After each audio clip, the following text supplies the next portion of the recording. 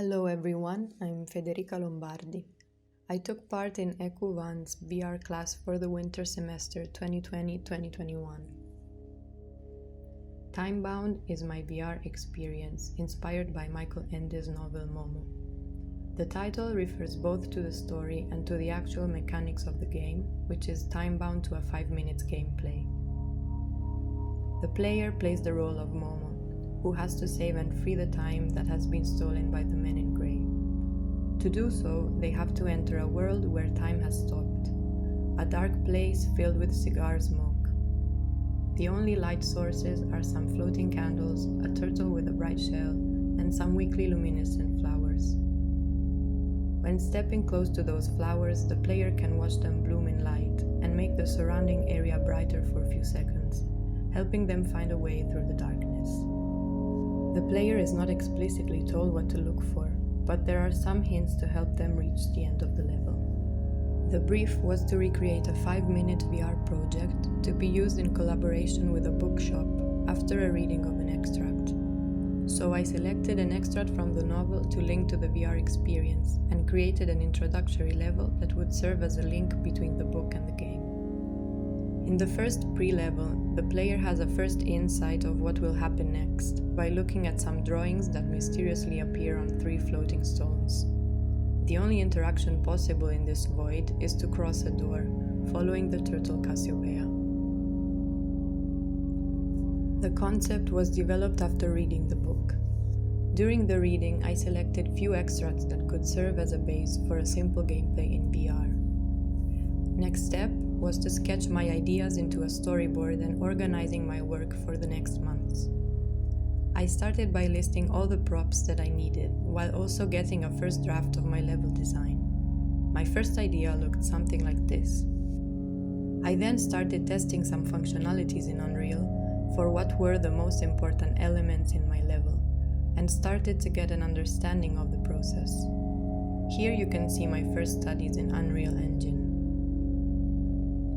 I could then have a better idea of what I needed, what was possible and what was overcomplex for my time and skills, so I could set my priorities and organize my workflow, trying to break down the project in smaller parts, the absolutely necessary, the nice to have, and the final details. Being the book very visual and descriptive, I wanted to transfer these feelings in my VR project by paying particular attention to the setting and trying to recreate the eerie atmosphere I imagined during the reading. For this reason, I wanted to design everything myself.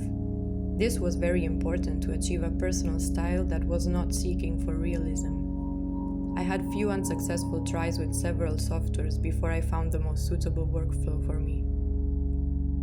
I tested the possibilities I could have designing with Tilt Brush and Gravity Sketch, Microsoft Maquette and Blender, trying to combine them together as well. The level design was quite difficult to me. I had to think of a 3D space completely from scratch.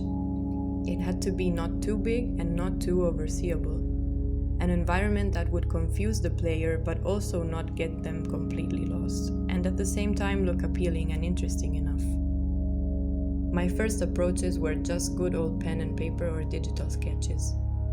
The problem was how to turn this into that.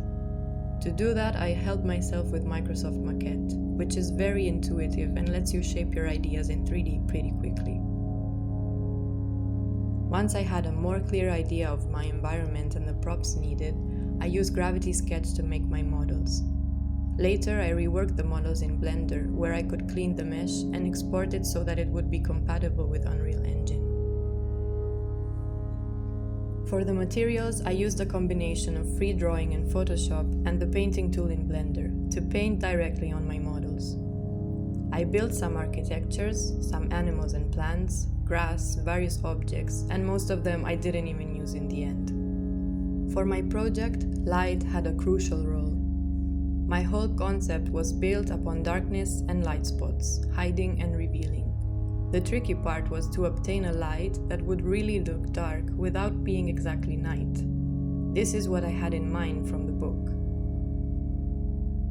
So I created an environmental light with the sun and the sky sphere, and then darkened the scene with the post-process volume, to achieve a kind of weird light condition. The most important interactive elements in my story are the time flowers, the monolith and the turtle. All the details and other objects in the scene are taken from descriptions in the novel, such as the giant jellyfish, the floating candles, and the big magic pendulum. The time flowers glow when the player steps close to them and shine for a few seconds. They serve as the hour flowers mentioned in the story, but also as a guide in the dark forest in the gameplay. The turtle is a reference to the character of Cassiopeia in the book, but she also has a role in giving hints to the player. The monolith is an abstract representation of the safe door where the men in grey would store all the time flowers they stole from humans. When the player activates it using a magic flower, all the other flowers are free to fly in the air again.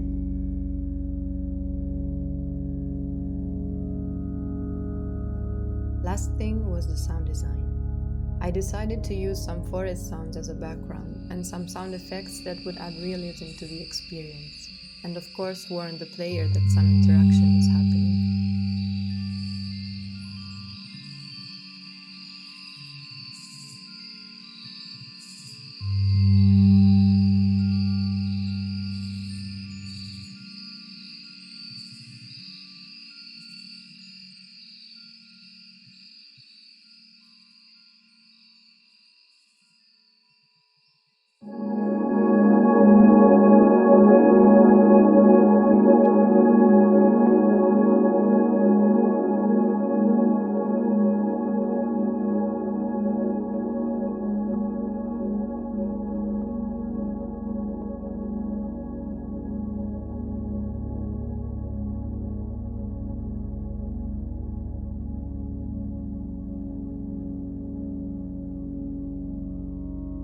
I'd like to thank you for watching, and most of all, thank my professor and tutors for being such a great help in the making of this project.